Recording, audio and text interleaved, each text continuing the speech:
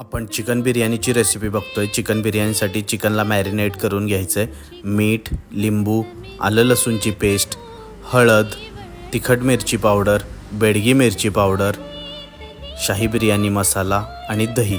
आपण इथे 1 kilo chicken घेतलं आहे। 1 किलो चिकनला 300 ग्राम आपण दही वापरलं इथे।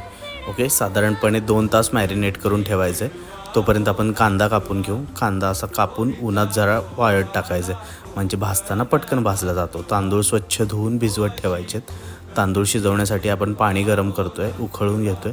पाण्यात खडे मसाले, मीठ आणि थोडीशी नावाला साखर असं टाकून 80% तांदूळ शिजवून घ्यायचं आहे। ओके, नंतर एका टोपात तेल, कांदा आपला आणि मीठ टाकून चांगलं भाजायचं आहे। कांदा पूर्ण ब्राऊन तळल्यासारखं करून घ्यायचं आहे। त्यामध्ये टोमॅटो आणि मॅरिनेट केलेलं चिकन, वरतून कोथिंबीर, पुदिना, हिरव्या मिरच्या, ओके, सगळं छान मिक्स करून घ्यायचं आहे। वरतून हा 80% शिजलेला तांदूळ, त्याच्यावरती थोडी पुदिन्याची पानं आणि 1 वाटी तूप, झाकण मारून आपण 45 मिनटं याला दम देणार आहोत। ओके, स्टार्टिंगची 10 मिनटं गॅस फुल ठेवायचा आहे, नंतर बारीक करून ठेवायचं आहे। 45 मिनटानंतर आपली एक बिर्याणी जबरदस्त रेडी झालेली आहे।